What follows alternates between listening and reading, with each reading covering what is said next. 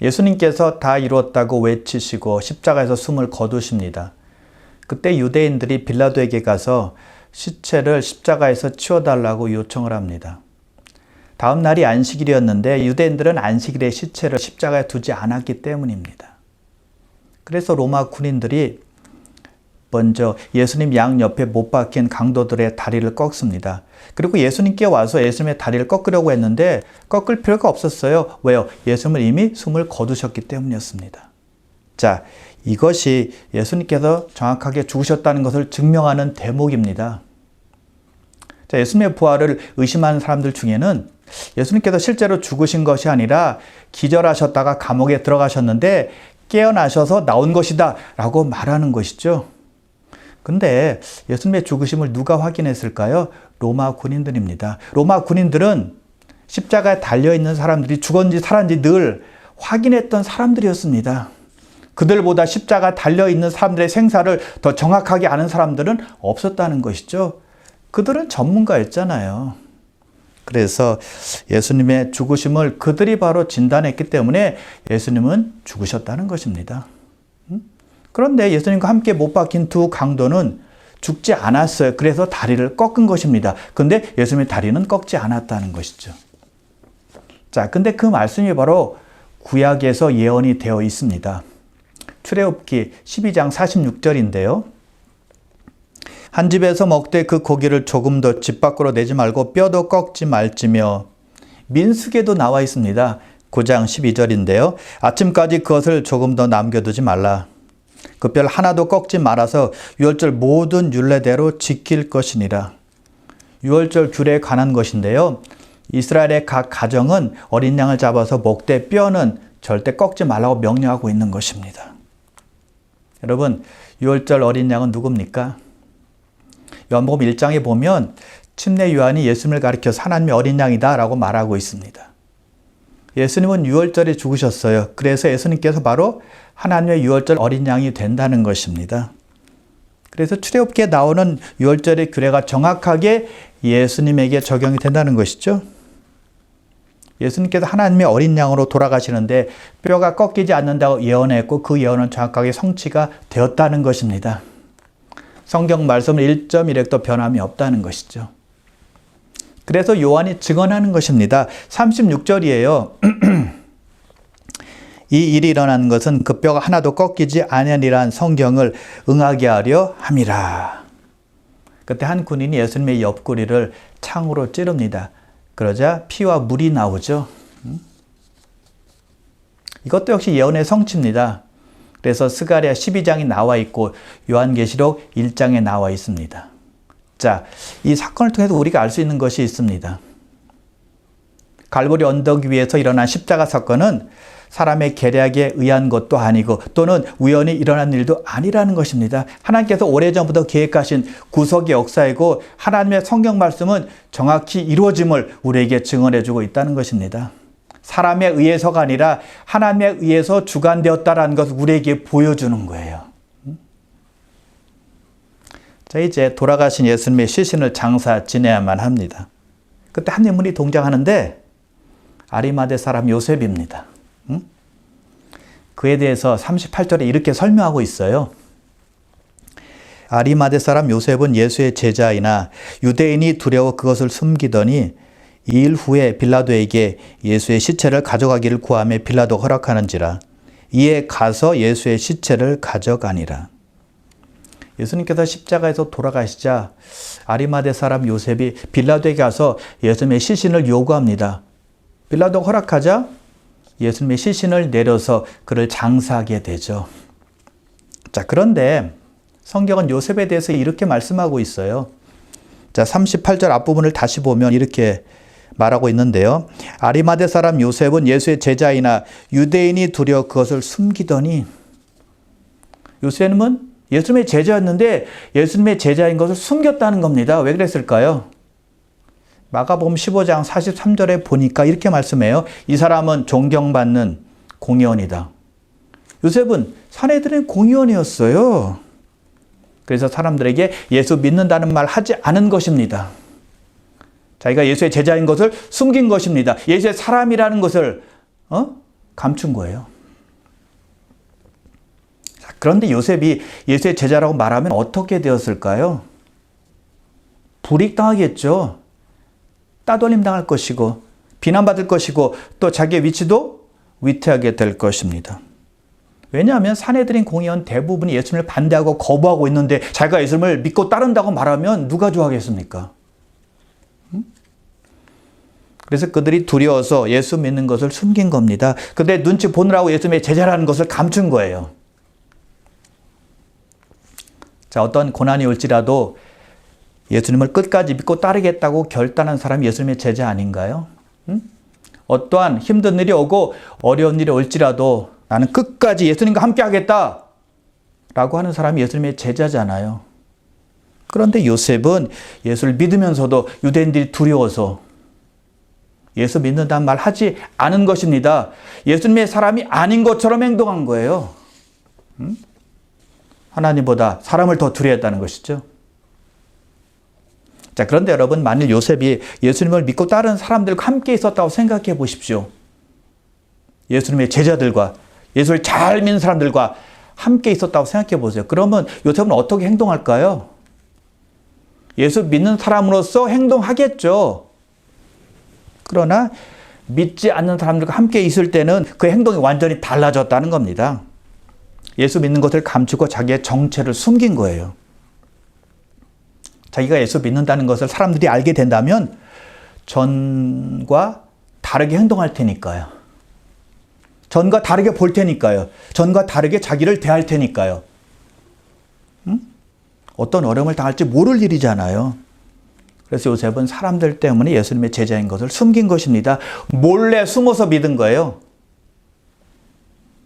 많은 사람들이 예수를 믿고 교회 나와서 예배를 드립니다.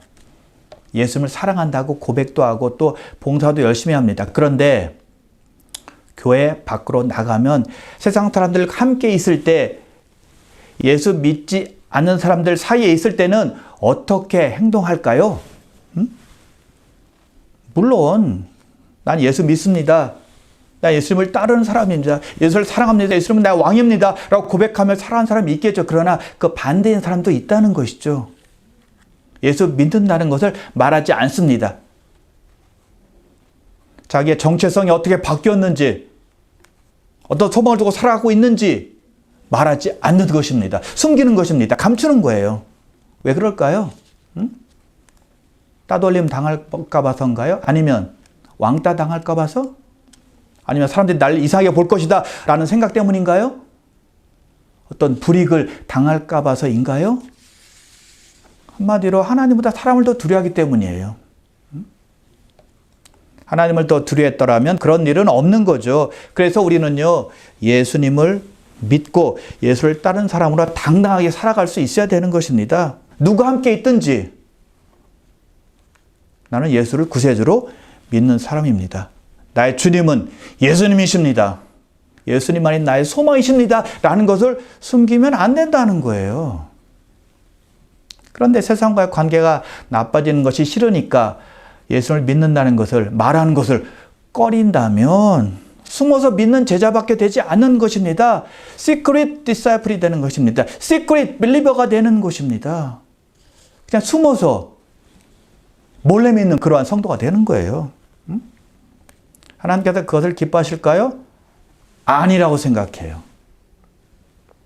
예수님께서 말씀하세요. 마태복음 5장 16절인데요. 이같이 너희 빛이 사람 앞에 비치게 하여 그들로 너희 착한 행실을 보고 하늘에 계신 너희 아버지께 영광을 돌리게 하라. 숨어서 믿는 제자가 아니라 세상에 드러내놓고 예수를 따르고 예수님의 향기 나는 제자로 살아갈 때 사람들이 그 모습을 보고 하나님 아버지께 영광을 돌릴 수 있게 된다는 거예요. 아무도 모르게 숨어서 믿는 것이 아니라 우리를 통해서 사람들이 우리 안에 있는 예수님의 빛을 볼 수 있도록 해야 된다는 것입니다. 그것이요, 세상에 대한 우리의 책임이요 의무죠. 숨어서 믿는데 어떻게 사람들로 하여금 하나님 아버지께 영광을 돌릴 수 있게 하겠습니까? 안 된다는 거예요. 예수님께서 말씀하세요. 마태복음 10장 32절과 33절입니다. 누구든지 사람 앞에서 나를 시인하면 나도 하늘에 계신 내 아버지 앞에서 그를 시인할 것이요. 누구든지 사람 앞에서 나를 부인하며 나도 하늘에 계신 내 아버지 앞에서 그를 부인하리라. 여러분, 하나님으로부터 나는 너를 도무지 모른다 라는 말 듣길 원하십니까? 그럼 간단합니다. 간단한 방법이 있어요. 사람들 앞에서 내가 예수님을 모른다고 말하면 됩니다. 그러면 하나님께서 나를 모르신다고 말한다는 거예요. 말씀하신다는 거예요.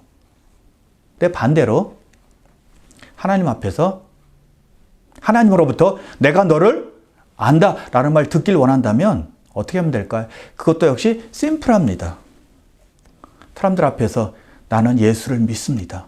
예수가 나의 구세주가 되십니다. 나의 구원주, 나의 주인이 되십니다. 나의 왕이 되시고 예수님께서 나의 소망이 되십니다. 라고 고백할 때 예수님께서는 나를 인정하시고 하나님께서 나를 안다라고 말씀하신다는 겁니다. 여러분, 그래서 우리가 하나님께서 나를 아시느냐 모르시느냐 라는 것은요, 무엇으로 판가름이 나는가 하면 내가 사람들 앞에서 예수님을 신하느냐 신하지 않느냐로 결정이 난다는 것입니다. 그럼 여러분, 내가 너를 안다라는 하나님으로부터의 귀한 인정받는 복된 성도님들 다 되시기를 바랍니다. 그런데 안타깝게도 아리마대 요셉은 그렇게 하지 못한 것입니다. 예수님을 안다고 공연들에게 말하지 못한 것입니다. 다른 유대인들에게 밝히지 못한 것입니다. 그냥 숨어서 예수를 믿은 겁니다. 예수님을 신하지 못했다는 거예요. 자, 이제 요셉의 다른 면을 좀 살펴볼까요? 마가복음 15장 43절에 보니까 그는 하나님의 나라를 기다리는 자다라고 되어 있습니다. 요셉은 하나님의 나라를 바라보고 꿈꾼 사람이었다는 것입니다.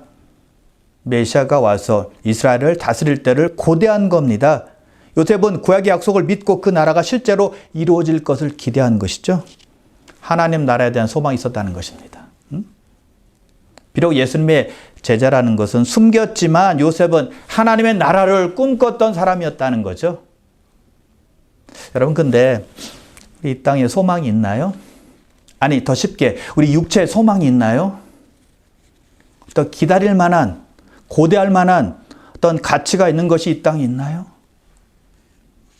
자, 쉽게 우리 육체를 한번 생각해 본다면 세월에 가면서 우리 몸 점점 쇠약해집니다. 세월이 지나는데 점점 더 건강해지는 사람은 못 봤습니다. 젊었을 때는 아무리 건강해도 세월에는 장사가 없습니다. 면역성 떨어지죠. 또는 근육이 자꾸 사라지죠. 그러니까 약해지니까 자꾸 병이 생기는 것입니다. 자, 또한 젊었을 때 아무리 빼어난 미인이라 할지라도 나이 들면 쭈글쭈글해지는 것입니다. 아무리 피고 펴도 또 쭈글쭈글해지는 거예요. 세월을 이길 수 없다는 것이죠. 그것이 우리네 인생이라는 것입니다. 생로병사예요. 태어나서 늙고 병들고 죽는 것입니다. 다 그래요. 자, 시간이 흐르면 좋은 일이 많이 생기나요? 좋은 일도 생기죠. 근데 나쁜 일이 더 많습니다. 그것을 깨달은 솔로몬이 이렇게 말을 해요. 일평생에 근심하며 수고하는 것이 슬픔뿐이라 더 나은 삶을 살기 위해서, 더 안정된 삶을 살기 위해서 가진 노력을 다하고 수고를 하는데 결국 남는 것은 슬픔뿐이라는 거예요. 우리가 다 경험하는 거잖아요. 갑자기 사랑하는 사람이 사고로 죽기도 하고, 멀쩡하던 몸이 갑자기 중병이 되고, 암 선고를 받기도 하고, 또 아주 좋은 관계였는데 금이 갑자기 가더니 아주 마음이 아픈 그러한 상태가 되기도 하고, 슬픔과 괴로움과 근심이 끝이 없다는 것입니다. 불행한 일이 없을지라도 우리에게는 늘 근심과 걱정이 사라지질 않아요. 그러다가 죽는 거죠. 그게 우리네 인생이라는 것입니다. 즉, 이 땅에는 소망이 없다는 것입니다. 우리 육체는 소망이 없어요. 그래서 요셉은 아주 부자였거든요. 그럼에도 불구하고 이 땅이 아닌 하늘나라에 소망을 둔 것입니다. 그래서 하나님의 나라를 기다린 거예요. 이 땅에 소망이 없는 것을 알았으니까요. 자, 그렇다면 이 땅에 소망이 없으니까 하늘에도 소망이 없는 것인가요? 천만에요. 고린도 후서 5장 1절인데요. 만일 땅에 있는 우리 장막집이 무너지면 하나님께서 지으신 집 곧 손으로 지은 것이 아니요 하늘에 있는 영원한 집이 우리에게 있는 줄 아느니라. 우리 장막집이 무너지면, 즉 우리의 육체가 닿으면 손으로 지어진 것이 아닌 하나님께서 지으신 하늘에 있는 하나님의 집이 우리를 기다리고 있다는 것입니다. 할렐루야. 육체 소망은 없지만 하늘의 소망은 아주 확실하다는 것이죠. 요한계시록 21장 3절과 4절입니다. 하나님이 그들과 함께 계시리니 그들은 하나님의 백성이 되고 하나님은 친히 그들과 함께 계셔서 모든 눈물을 그 눈에서 닦아주시니 다시는 사망이 없고 애통하는 것이나 곡하는 것이나 아픈 것이 다시 있지 아니하리니 처음 것들이 다 지나갔음이로라. 하나님의 나라가 도래하게 되면 눈물이 없고 사망이 없고 아픈 것이 없고 애통하는 것이 없고 곡하는 것이 없다는 것입니다. 완전한 회복과 완전한 위로가 임하는 거예요. 왜요? 우리가 하나님의 백성이 되고 하나님께서는 친히 우리와 함께 계시기 때문이라는 것입니다. 고통, 슬픔, 사망은 다 끝나고 새로운 세계로 들어가는 것입니다. 그것이 우리가 이 땅이 아니라 하늘나라에 소망을 두어야 될 이유라는 것입니다. 자, 요셉은 하나님의 나라를 기다리는 사람이었고 하늘에 소망을 둔 사람이었지만 유대인들이 들어서 예수의 제자라는 걸 숨긴 사람이었습니다. 하나님보다 사람을 더 두려워한 것이죠. 그런데 보십시오. 그가 달라집니다. 예수님께서 십자가에 돌아가시자 빌라도에게 가서는 아주 담대하게 예수님 시신을 달라고 말합니다. 그리고 니고데모와 함께 시신을 장사 지내요. 놀라운 일이 벌어졌다는 것입니다. 자, 40절 보십시오. 이에 예수의 시체를 가져다가 유대인의 장례법대로 그 향품과 함께 세마포로 쌌더라. 그리고 나서 자신이 준비한 새 무덤에 예수님의 시신을 안치합니다. 자, 예수님이 돌아가시고 나서 산헤드린 공회가 해체가 됐나요? 유대 종교 지도자들이 요셉 옆에 없었나요? 그대로 있었습니다. 달라진 것은 아무것도 없었어요. 근데 예수님의 시신을 담대하게 빌라도에게 달라고 하더니 예수님을 정성스럽게 사랑을 가지고 존경하는 마음을 가지고 장례해요. 대단한 일이 벌어졌다는 것입니다. 유대인들을 그렇게 두려워했지만 지금은 아니라는 것입니다. 겁쟁이가 아니라는 겁니다. 과거 요셉이 아니라는 겁니다. 유대인이 불을 켜고 요셉의 행동을 바라보았겠지만 요셉은 상관하지 않았다는 겁니다. 그가 언제부터 그런 용기와 담대함이 생겼는지는 모르겠어요. 그러나 그는 과거의 요셉이 아니었다는 것입니다. 더 이상 유대인들을 두려워하는 그런 사람이 아니었다는 것입니다. 그 믿음이 발전한 것입니다. 그 믿음이 그냥 정체되어 있는 것이 아니라 그냥 제자리 걸음으로 있었던 것이 아니라 나아졌다는 것입니다. 그는 점진적인 믿음의 사람이 된 것입니다. 그래서 변화된 거예요. 자, 그런데 또 달라진 사람이 있습니다. 요셉과 함께 예수님의 시신을 장사하러 온 니고데모죠. 39절입니다. 일찍이 예수께 밤에 왔던 니고데모도 모략과 침향 섞은 것을 100리트라쯤 가지고 온지라. 자, 니고데모는 어떤 사람이죠? 요한복음 3장에 보니까 예수님을 밤에 찾아왔습니다. 낮이 아니라 밤이었습니다. 왜요? 남의 눈에 띌까 봐 남 모르게 예수님께 몰래 찾아온 것입니다. 니고데모도 산헤드린 공회원이었거든요. 요셉과 마찬가지로 예수를 믿는다는 것이 알려지게 되면 불이익을 당할 것은 뻔한 일이었습니다. 그래서 조심스럽게 아무도 모르게 예수님께 온 겁니다. 니고데모도 역시 요셉처럼 유대인들을 두려워했다는 것이죠. 근데 보세요. 니고데모도 달라집니다. 요한복음 7장에 보면 대제사장들과 바리새인들이 아랫 사람들에게 예수를 잡아와라라고 명령을 합니다. 그래서 아랫 사람들이 가요. 근데 그들이 빈손으로 옵니다. 그러더니 이렇게 말해요. 그 사람처럼 말한 사람은 지금까지 없었나이다. 아니, 예수를 잡으러 보냈더니 하는 말이 그 사람처럼 말한 사람이 없었대요. 가서 예수님을 잡으려고 했는데 예수님 말씀을 듣더니 은혜 받고 돌아온 거예요. 그러니 보냈던 대제사장들, 바리새인들 화가 안 나겠습니까? 나죠. 기가 막혀서 이렇게 말합니다. 율법을 알지 못하는 이 무리는 저주를 받은 자로다. 예수의 말을 듣고 따르는 자들은 율법을 모르기 때문에 다 저주를 받은 자들이다 라고 지금 욕설을 퍼붓고 있는 것입니다. 예수를 감싸지 말라는 겁니다. 옹호하지 말라는 거예요. 믿고 따르지 말라는 겁니다. 바로 그때 니고데모가 이렇게 말합니다. 우리 율법은 사람의 말을 듣고 그 행한 것을 알기 전에 심판하느냐? 사람이 말하고 또 어떻게 행동하는지 보기도 전에 심판하는 것이 우리 율법이냐라고 말하는 것입니다. 유대 종교 지도자들이 무조건 예수님을 비판하자 그는 반대하면서 목소리를 높인 것입니다. 그들이 옳지 않은 일을 하고 있다라고 말한 것입니다. 공개적으로 이 일을 제기한 겁니다. 누구에게요? 자기 동료 지도자들에게, 종교 지도자들에게, 사내들인 공연들에게 그렇게 담대하게 말하는 것입니다. 당신들이 말하는 것은 옳지 않소라고 말해요. 와, 이런 담대함이 어떻게 나왔나요? 어떻게 이렇게 변했나요? 자, 사실은 니고데모는요, 아주 극히 위험한 발언을 한 거잖아요. 대제사장들에게 잘못 지켰다가는 그냥 의심받고 배척당할 수 있었거든요. 그리고 니고데모 자신의 그 위치와 평판이 완전히 땅에 떨어질 수도 있는 그런 발언이었다는 것입니다. 니고데모는 위험을 감수한 것입니다. 그런데도 예수님을 옹호했습니다. 예수님을 변호하며 용기 있게 소신 있게 말했다는 것입니다. 전과는 완전히 달랐습니다. 전에는 유대인들이 무서워서 누가 볼까 봐 덜덜 떨면서 예수님을 찾아간 거잖아요. 근데 지금은 아니었다는 것입니다. 더 이상 과거의 니고데모가 아니었다는 겁니다.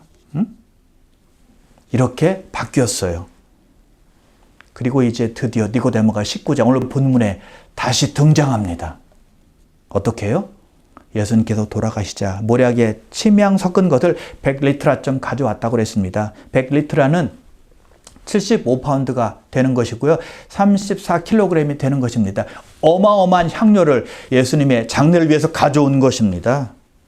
니고데모는 예수님의 장례를 위해 아낌없이 헌신한 것이죠. 그의 신앙과 예수님에 대한 존경심이 물질적 행위로 표현이 된 것입니다. 그래서 결국 니고데모는 요셉과 함께 예수님의 장례를 잘 치르게 되죠. 자, 요셉과 니고데모 두 사람의 공통점이 두 가지가 있습니다. 한 가지는요, 둘 다 유대인들을 두려워했다는 것입니다. 요셉은 유대인들이 두려워서 자기가 예수님의 제자였지만 그것을 숨겼어요. 니고데모는 유대인들이 두려우니까 밤에 몰래 예수님을 찾아갔습니다. 두 번째 공통점, 그들은 신앙이 제자리 걸음이 아니었다는 것입니다. 점점 나아졌다는 것입니다. 점점 더 좋아졌다는 것입니다. 그들은 발전적인 신앙을 가지고 있었다는 것입니다. 즉, 점진적인 신앙이 있었다는 거예요. 어제와 오늘이 달랐고 오늘과 내일이 달랐다는 겁니다. 그들의 신앙은 나아진 것입니다. 자, 근데 두 사람이 언제 어떻게 변화되었을까요? 그 시점은 언제일까요? 요셉은 언제 변화되었는지 정확히 알 수 없습니다. 그러나 니고데모는 알 수 있습니다. 니고데모에게는 그의 신앙의 전환점이 분명히 있었어요. 예수님께 밤에 찾아갔을 때였습니다. 그때 예수님으로부터 귀한 메시지를 듣게 됩니다. 복음의 말씀을 듣는다는 것입니다. 특히 거듭남에 대해서 들어요. 예수님께서 이렇게 말씀해 주시죠. 사람이 물과 성령으로 거듭나지 아니하면 하나님 나라에 들어갈 수 없느니라. 엄청난 말을 듣게 됩니다. 그리고 더 나아가서 우리가 잘 아는 말씀, 성경에서 제일 유명한 말씀, 요한복음 3장 16절을 예수님께서 니고데모에게 하신 것입니다. 하나님의 세상을 이처럼 사랑하사 독생자를 주셨으니 이는 저를 믿는 자마다 멸망치 않고 영생을 얻게 하려 하심이라. 할렐루야. 그 말씀을 중심으로 복음의 핵심을 니고데모에게 주셨다는 것입니다. 그런 놀라운 말씀을 들었는데 니고데모가 변하지 않을 수 있겠습니까? 말씀이 그를 터치했다는 것입니다. 말씀이 그를 변하고 달라지게 만들었다는 것입니다. 그래서 그의 신앙의 전환점, 그때부터 시작된 것이라고 볼 수가 있는 것이죠. 여러분, 말씀이 사람을 터치하면 변화되게 되어 있습니다. 왜요? 말씀은요, 능력 있고 살아있고 운동력이 있기 때문에 그렇습니다. 여러분, 하나님 우리가 계속 변화되고 또 달라지길 원하십니다. 믿음으로 성장하고 인격이 성숙되기를 원하신다는 겁니다. 우리 한 사람 한 사람이 그리스도의 장성한 분량에 이르기를 원하시는 거예요. 그래서 요셉은 무덤과 세마포를 준비했고 니고데모는 향료를 준비해서 예수님의 시신을 잘 장사 지냈다는 것입니다. 아주 정성스럽게 사랑을 가지고 존경하는 마음을 가지고 예수님의 장사를 훌륭하게 치르게 된 것입니다. 하나님께서 얼마나 기뻐하셨을까요?